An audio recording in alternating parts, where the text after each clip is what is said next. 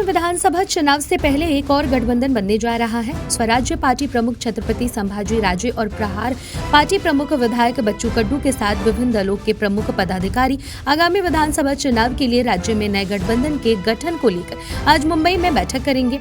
आज महाराष्ट्र की राजनीति में एक नया गठबंधन बनकर सामने आ सकता है।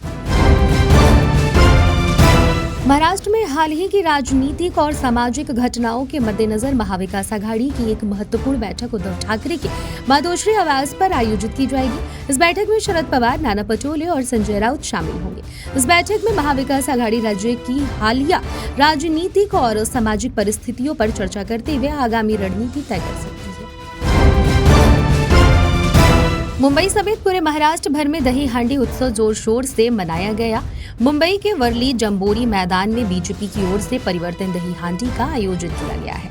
बीजेपी विधायक और मुंबई बीजेपी अध्यक्ष आशीष शेलार, बीजेपी नेता संतोष पांडे की ओर से इस दही हांडी उत्सव का आयोजन किया गया है। बता दें कि वर्ली शिवसेना यूबीटी विधायक आदित्य ठाकरे का निर्वाचन क्षेत्र है। महाराष्ट्र में छत्रपति शिवाजी महाराज की मूर्ति ढहने पर सियासी बयानबाजी जारी है। बता दें कि सिंधुदुर्ग जिले में छत्रपति शिवाजी की 35 फुट ऊंची प्रतिमा ढह गई। इसको लेकर विपक्ष महायुति सरकार पर हमलावर है, जिसको लेकर डिप्टी सीएम देवेंद्र फडणवीस का बयान सामने आया है। देवेंद्र फडणवीस ने कहा है कि इस पर जो ओछी राजनीति चल रही है वो दुखद है। दही हांडी के कार्यक्रम को लेकर केंद्रीय मंत्री रामदास अठावले का बड़ा बयान सामने आया है। रामदास अठावले ने कहा, आगामी विधानसभा में एनडीए की हांडी महायुति फोड़ेगी। हमें विधानसभा में 10 सीट मिले, यह हमारी अपेक्षा है। रामदास अठावले ने आगे कहा कि उद्धव ठाकरे कुछ नहीं है, उन्होंने तो संजय राउत को उल्टा सीधा बोलने के लिए रखा है।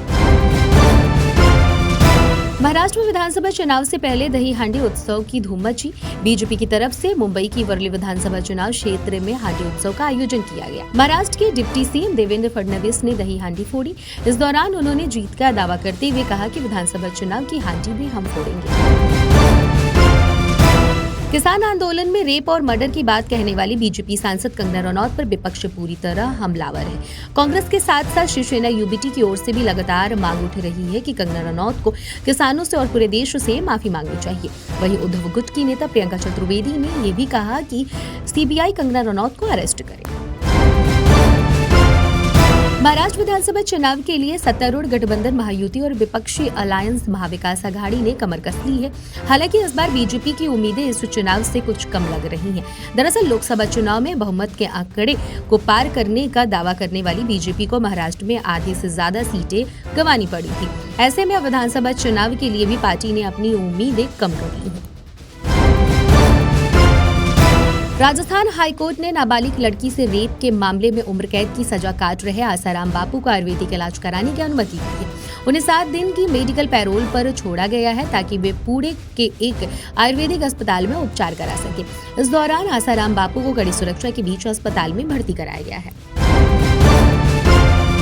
महाराष्ट्र नवनिर्माण सेना के नेता संदीप देशपांडे और संतोष धुरी बीजेपी के मंच पर दिखे। लोकसभा चुनाव के वक्त एमएनएस ने एनडीए का समर्थन किया था, लेकिन विधानसभा चुनाव को लेकर पहले ही पार्टी प्रमुख राज ठाकरे ने अपने उम्मीदवारों की घोषणा कर दी है। फिर भी बीजेपी के मंच पर मनसे के नेता दिखने के बाद सियासी गलियारों में हलचल बढ़ गई है।